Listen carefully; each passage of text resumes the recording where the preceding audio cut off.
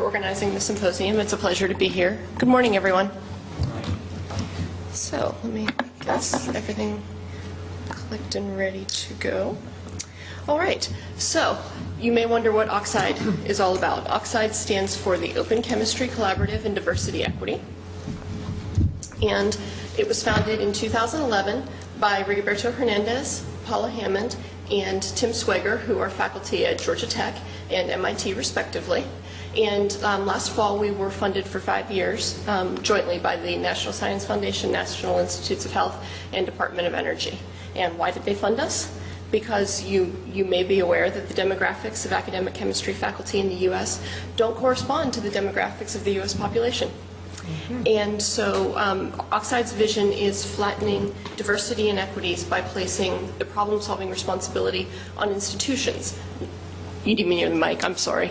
Not on single agents. So there are a lot of great programs out there that help individuals succeed in the current inequitable climate. And there are people who work with the Chemists with Disabilities Committee, for example, or there's the single underrepresented grad student, or the champion on the faculty for diversity. But we would like to change the academic chemistry infrastructure from the top down. And to do that, we want to partner with the department chairs of research active chemistry departments. So we see that as a necessary complement to these so-called bottom-up strategies. And so the department chairs have the responsibility to start changing the infrastructure, but in partnership with us, they will also get the credit when we do. And so we're working to reduce the inequitable policies and practices that have historically led to disproportionate representation among the faculty. And so part of how we do that is in collaboration with social scientists. We also define diversity writ large. To us, it includes gender, race, ethnicity, disabilities, sexual orientation, and certainly more broadly as the situation calls for. And speaking of broadly, part of our plan is to disseminate broadly, because there are so many great conversations happening and so many programs happening all around, but they don't necessarily communicate with each other. And so we want to be working together with everyone to make progress. So how do we do this? One of the things that we do is we host biennial National Diversity Equity Workshops.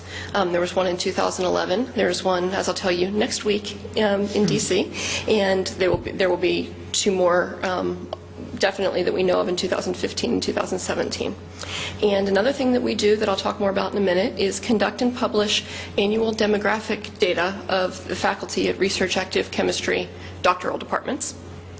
And we also work to disseminate relevant findings from STEM, science, technology, engineering, and math disciplines, and the social sciences. The social sciences are doing a lot of research on what works to diversify organizations in general, but also to diversify STEM. And so we want to learn from them. And a couple of ways that we do that is through our OXIDE portal, our website, which is www.oxide.gatech.edu. And that is currently in beta form. One of our big projects for the year is to get that in a much more user-friendly form for everyone. But right now it's still fairly content-rich until we get to that point. It also houses the reports from the National Diversity Equity Workshops. And the workshops themselves are ways that we disseminate that information to the chairs, to the federal agencies, to people from the various diversity communities who want to be involved in the conversation. And as you could probably tell from me mentioning that we were funded last fall, we're very much in the up and running stage right now. And so we have plenty of ideas, and we want to hear more ideas. In the fullness of time, there will be other mechanisms for dissemination. But an overarching theme is that we want to connect department chairs and social scientists and existing diversity communities like the Committee on Minority Affairs or the National Organization of Black Chemists and Chemical Engineers or the Chemists with Disabilities Committee and work together. I know I'm saying that a lot, but that's something that we really think is important. And so one of the other things that we have to do, that it seems like everybody has to do these days, is assessment. Right? We need to assess ourselves, but we will also be working with departments to assess the impact of their policies, their programs, and their changes to policies and programs based on the information that we're helping them connect with. So our OXIDE Advisory Board has 12 members, and they represent various diversity communities. We have 8 chemists, and we also have 4 social scientists from sociology, psychology, public planning and management, and we have a vice president for Institute Diversity as well. So we're bringing together people with a lot of different expertise, as well as some very involved figures in the diversity community. And so where did this come from? You may know that in the mid-2000s, the NSF, the NIH, DOE started bringing department chairs together for diversity equity workshops. And in 2006, there was a workshop on gender equity. In 2007, there was a workshop on underrepresented minority equity. And in 2009, there was a workshop on chemists, chemical engineers, and material scientists with disabilities. And so these were the first top-down workshops in these diversity areas to engage in a conversation with chairs and among chairs in chemistry. And so they really got the conversation started, but at the end of those 3 workshops, the question was, how do you sustain that momentum? How do you keep going? How do you build on these workshops to lower the barriers to diversity equity? And so that's where OXIDE comes in. Rigoberto and Paula and Tim took the lead on this and put the team together and wrote the grant. And I started last fall as the research and program manager.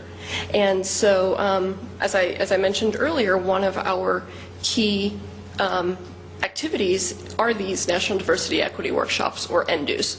And so the first one that was held under the auspices of OXIDE was held in 2011 in January, and there were over 40 academic chemistry departments represented. And we were featured in Chemical and Engineering News. It's the February 28th, 2011 edition, page 46, if you're interested in learning more about that. And all of the details and the presentations, if that's something you would be interested in learning more about, are also available on our website. And I just have photos up of speakers from our from the workshop and a crowd shot, so to speak, from the workshop as well. And as I mentioned, our 2013 workshop is next Monday in Arlington, right across the street from NSF. And so we have representatives from 41 departments registered, and like we do with everything, all the information's on our website. And we try and have a variety of different fora in the workshops, including breakout sessions where chairs or where participants are tasked with talking about particular topics within diversity and starting to work towards solutions that they and their colleagues can implement in their departments. But one of the other things we want to do is inform those discussions, and we have focus sessions. And this year's focus sessions are on organizational structure, behavior, and dynamics. So getting at what is really the organizational piece that goes into fostering diversity in departments. We have one on recruitment, hiring, retention, and promotion. What do chairs need to know to attract the best talent and retain it from a diverse community. And we have one on lesbian, gay, bisexual, transgender, queer, intersex, and questioning, or LGBTQIQ equity. And this is something that we felt strongly we wanted to have a focus on, because, as you may have noticed, that was not a topic that was included in one of those 3 separate diversity workshops that I mentioned earlier. And so we want to give essentially equal treatment to all the communities, and in the fullness of time, we think things balance out. But the LGBTQIQ community hasn't really had a focus at workshops, and so there will be a series of speakers on LGBTQIQ equity. And we will have a session on creating an inclusive culture. And one of our speakers in that session is Dr. Ted Conway from the National Science Foundation GUARD program. GUARD is the General and Age-Related Disabilities Engineering program, and that's in the chemical, bioengineering, environmental, and transport systems division. And so Dr. Conway will be talking about NSF's approaches to disability equity and potentially useful tools for faculty and chairs. And in the interest of time, I'm going to just highlight the faculty demographic surveys real quick. How many of you are familiar with the academic scorecard that CNE News publishes every year on the gender statistics at top 50 departments? Okay, someone is, great. In a nutshell, they publish the demographics on gender every year at the top 50 chemistry departments by NSF rankings of chemical expenditures. And we started partnering with them in 2011 because we think the community needs a fuller picture of the data. And as much as we'd love to have a whole issue of CNE News devoted to the statistics, they tell me that they don't have room for that. But we were able to expand their top 50 to the top 75 institutions. And anything that doesn't fit in CNE News is on the repository on our website. And so we have gender data for over 75 departments. In 2012, we continued the partnership and we started assuming responsibility for gathering the data. And this year we will be publishing, we're in the midst of gathering right now, the data from academic year 2011 and 12 and 2012-13. We've been able to start gathering race ethnicity data as well. And we're currently right at 80 departments, and our goal is to publish at least the top 100. And why do we want these data? Our long-term goal is to have a detailed longitudinal picture of the demographics, because you have to know where you're starting from if you're going to start making changes. And hopefully we're going to be able to make at least correlations, hopefully causation, as we start to change the numbers. So, where does this tie in with chemists with disabilities? Well, we're learning that gender is relatively easy to measure, although there is a challenge for people who don't identify themselves in the gender binary. Race ethnicity, there are some sensitivities associated with it, but it's still relatively straightforward. We've learned from talking to people in the community and talking with chairs that it's much more challenging to gather demographics related to sexual orientation and to disabilities. And this slide has data and quotes from the workshop report on the Chemists with Disabilities workshop, and it says that the data sets that exist are fragmentary, flawed, and unreliable. They come from multiple sources, are incomplete, and cannot be compared. But they are, for the moment, all we have. There were so few data on number of STEM PhDs that NSF needed to aggregate 10 years to get meaningful numbers, and to show that it's less than 1% of STEM PhDs have disabilities. And there's actually, among STEM faculty, 7% report disabilities. And so there's this paradox, and the report attributes that to the fact that many of these disabilities are acquired or age-related. And so this brings us to what have we learned? We've learned that we need more data. We need better data. And so we've asked the chairs for demographics related to all the different diversity categories. And as I mentioned, we got gender data on the first try. We were off to a good start. Now on our second try, we're getting underrepresented minority data. But we've learned that data on disabilities and sexual orientation is a non-starter with the chairs. And understandably, for some reasons. Some of those potential reasons that they told us about were privacy laws, potential compliance issues with ADA, and how are these people identified? Because this isn't your standard human resources checkbox. And so we've also learned that the one-size-fits-all method doesn't usually apply because there's inherent variability. People are different. The tasks that people with or without disabilities perform are different. How the disabilities impact different individuals. Someone with rheumatoid arthritis, for example, might have very stiff and painful joints on days when the barometric pressure changes, but someone else with RA might not. And so how does that impact them?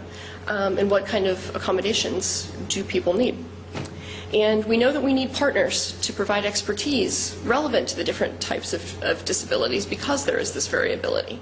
We would like to know what the challenges are, what the environment should be like, what the accommodations are that in general should be provided, and what specific accommodations could be provided. And we've learned that creating the infrastructure for this is both challenging and crucial to moving forward.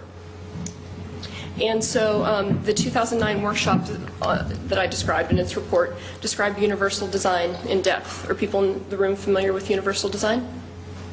I see some people nodding, some shaking their heads. One definition of universal design is that it's a design principle that entails creating products and environments that are usable by all people to the greatest extent possible without the need for accommodation or modification. So one of the most common examples is curb cuts. People with wheelchairs use them, but so do people with strollers or people with rolling luggage. And so the chairs are starting to understand universal design. But they also are facing a conundrum in more of the details, right? And so how to be proactive versus reactive. Because ideally, we want to have adaptive technologies and accommodations available for everyone when they're needed. Ideally, without the person having to ask for them. You know, the infrastructure is there, and there are no barriers. But the potential result of that is that investments go unused and become outdated. And think about two physical chemists, right? If you have, they may need different accommodations if one's working with lasers and one's a theoretician. And so one of our big questions is, what do chairs need to know about making these decisions? The organizational factors are that chairs don't know how to identify what the need is. Because, as we've said, disabilities manifest themselves in different ways. In addition to the ways I've talked about before, disabilities can be congenital or acquired, visible or hidden. And so the overarching question is, what new policies should be established by departments to recruit, hire, and retain and promote scientists with disabilities? And there are broad implications for this, right? The climate, the structural issues, the allocation of resources, especially these days. And so we have lots of questions and not so many answers. And thank you. And so how can we, what we'd like to know from you and from members of the community is how can chairs increase access and implement solutions? What should the chair's priorities be since we're in this unfortunate situation most of the time where there's a zero-sum budget situation? Chairs can't fund everything they want to fund. And so what are the most appropriate vehicles for communicating? We know we can't stop, our initial mandate is faculty, but we know we can't stop there if we really want to level the playing field. And so we expect to broaden our focus over the next 5 years to include other educational and career stages. And we know that there are ways that people like to communicate in those communities. Excuse me. And we understand social networking's taken off in the broader community, but is that a good way to connect with people in the disability community? Excuse me. So, to wrap it up, OXIDE's role is to work with chairs to reduce the barriers encountered by people from underrepresented groups.